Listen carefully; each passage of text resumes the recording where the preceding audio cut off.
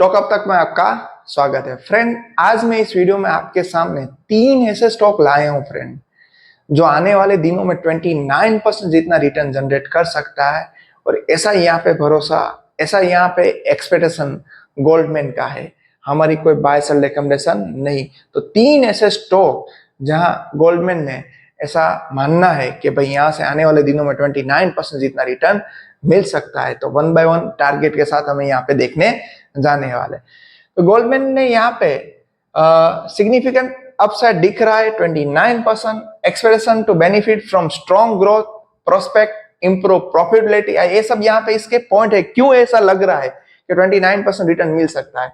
तो strong growth दिख रहा है, इंप्रूव प्रॉफिटेबिलिटी दिख रही है एंड फेवरेबल मार्केट कंडीशन दिख रही है।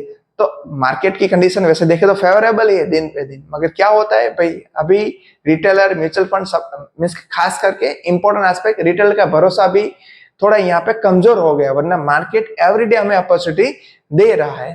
तो इन्वेस्टर की यहाँ पे अपॉर्चुनिटी दिख रही, उस हिसाब से यहाँ पे 3 बैंकिंग स्टॉक में खरीदने की सलाह दी है। फर्स्ट देखे तो पीएनबी हाउसिंग फाइनेंस, एस्टैब्लिश हुआ 1988 में।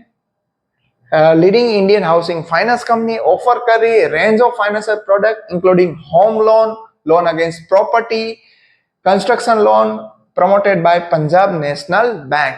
इट ऑपरेट क्या कर रही है देखिए तो इंडिया के पूरा नेटवर्क पूरे कंट्री में छाई हुई है इसका बिजनेस।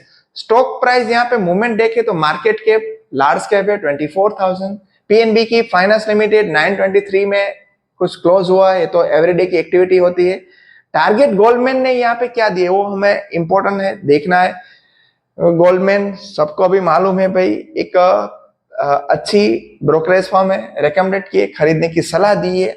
1184 रुपीज का टारगेट दे रखा है, मौजूदा प्राइस है 29% जितना रिटर्न मिल सकता है। देखो फ्रेंड, यहाँ पे किसी ने कहा, मैंने कहा तो खरीद लो, ऐसा नहीं है। हमें अपने हिसाब से भी फंडामेंटल एनालिसिस करनी, कन्विक्शन में बैठते तभी खरीदना चाहिए, अदरवाइज हमें एटलीस्ट अपने वॉच लिस्ट में रखना चाहिए। तो फिर भी यहाँ पे क्या हो, वीडियो बड़ी ना बन जाए तो हम पूरी ट्राई करते हैं कि जो भी इंपॉर्टेंट एस्पेक्ट हम यहाँ पे कवर कर ले। तो यहाँ पे क्यों ऐसा लग रहा है, गोल्डमैन ने यहाँ पे अपग्रेड किया पीएनबी हाउस को, sitting lander strong potential for sustainable loan growth, ये सब यहाँ पे एस्पेक्ट दिए कि 20 हिसाब से लग रहा है। रिसेंट क्वार्टर की रिजल्ट की बात करें तो यहाँ पे नेट इंटरेस्ट इनकम यहाँ पे 35.73% बढ़ी फ्रेंड, 24 के कंपैरिजन में 25 में Q3 में। और कंपनी का नेट प्रॉफिट इंक्रीज हुआ 10% के साथ, ये भी यहाँ पे 347 से 471 करोड़। इस हिसाब से यहाँ पे लग रहा है कि आने वाले दिनों में और अच्छा हो सकता है, क्योंकि अभी अच्छे करेक्शन में मिल रही है। नेक्स्ट फ्रेंड देखे तो सेकंड बैंक है एक्सिस बैंक, इसे भी खरीदने की सलाह दी है। लार्ज कैप 3,28,000 करोड़ का मार्केट कैप है, 1060 में अप्रोक्स चल रहा है, अच्छा खासा टूट चुका है, गिर चुका है शेयर। और यहाँ पे देखिए तो गोल्डमैन ने खरीदने की सलाह दी है और टारगेट दे रखा है 1288 का फ्रेंड, जो मौजूदा प्राइस है 21% जितना रिटर्न दे सकते हैं। यहाँ पे देखे तो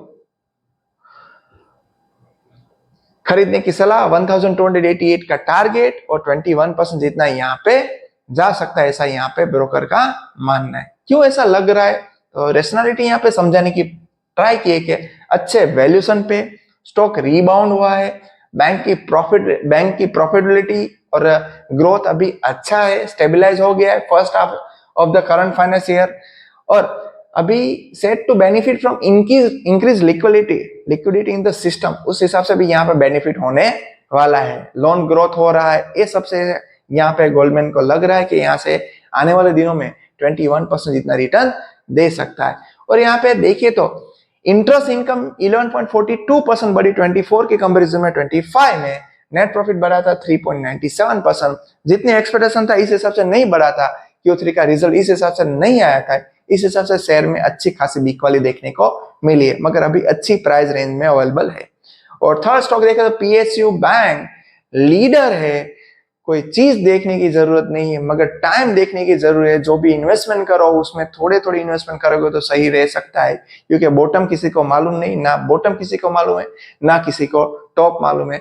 तो उस हिसाब से जो भी इन्वेस्टमेंट करो अपने हिसाब से, क्योंकि मान लो अभी अच्छे खासे प्राइस में है, मगर अभी हमें नहीं मालूम है और कितना नीचे जा सकता है। तो जो भी खरीदना है उसको 1/4 में कर दो, मीन्स 100 क्वांटिटी खरीदनी है तो 25 कर सकते हो।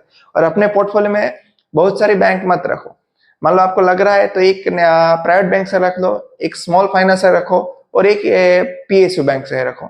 ऐसा नहीं कि पीएसयू बैंक की 5 बैंक रख दो, प्राइवेट बैंक के 5 से रख दो, स्मॉल फाइनेंस 5 रख दो। तो क्यों, क्या होगा, जैसे बैंकिंग सेक्टर बढ़िया सेक्टर, ग्रोथ सेक्टर है, मगर एक ही साथ में एक सेक्टर में खरीद लोगे तो यहाँ पे अच्छे खासे आने वाले दिनों में गिरावट भी मिल सकती है, क्योंकि एक साथ एक कोई सेक्टर नहीं चलता है। थोड़े दिन ये चलेगा सेक्टर तो थोड़े टाइम और चलेगा, तो उस हिसाब से अपना एलोकेशन होना चाहिए।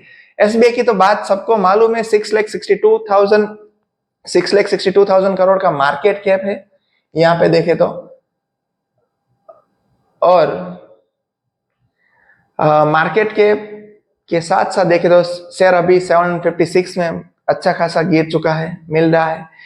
गोल्डमैन का यहाँ पे खरीदने की सलाह न्यूट्रल दी है, जैसे क्योंकि पीएसयू तो पीएसयू प्रेशर में, फिर भी अच्छा खासा टारगेट दे रखा है 823, मगर आप इसकी हिस्ट्री देखो तो एसबीआई की सबसे अच्छी है।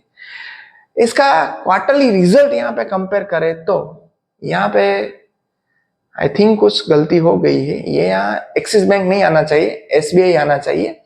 तो एसबीआई की इंटरेस्ट इनकम 10% के साथ बढ़ी है Q3 के कंपैरिजन में Q4 में, और नेट प्रॉफिट में यहाँ पे देखिए तो 68% के साथ बढ़ा था Q3 के कंपैरिजन में, 24 के कंपैरिजन में 25 में। तो यहाँ पे मिस्टेक है एक्सिस, एक बार हम फिर देख लेते हैं। भाई एक्सिस 11.42, एक्सिस का 11.42 से साथ बढ़ा था, और एसबीआई है 10, यस एसबीआई है। तो यहाँ पे फ्रेंड्स गलती है, मैं थोड़ी इंप्रूव कर देता हूँ जो भी यहाँ पे है। तो जो ये बैंक की बात की, तो ये जो एसबीआई की बात की थी, तो एसबीआई के इंटरेस्ट और दोनों की बात की है। तो देखे तो यहाँ पे तीन स्टॉक अच्छे स्टॉक है, अच्छी गिरावट में है, हमें अपनी रडार में रखने चाहिए। यहाँ पे देखिए तो गोल्डमैन ने अच्छा टारगेट दिया है, वो भी हमें अपनी ध्यान पे रखना चाहिए। और दूसरी बात, यहाँ पे तीन स्टॉक में देखे तो अच्छे खासे Q3 के कंपैरिजन में 24 के कंपैरिजन 25 में अच्छे खासे रिजल्ट भी आए थे, मगर मार्केट के एक्सपेक्टेशन हिसाब से नहीं आए, तो कई बार स्टॉक टूट चुका है। और मार्केट में भी देखे तो बिग वाली भी ज्यादा है। तो तीन स्टॉक को फ्रेंड हमें अपनी रडार पे रखना है, कोई बाय सेल रिकमेंडेशन नहीं। वीडियो इंफॉर्मेटिव लगे हमारे चैनल को फ्रेंड सब्सक्राइब करना मत भूलना। थैंक यू, मिलते हैं नेक्स्ट वीडियो।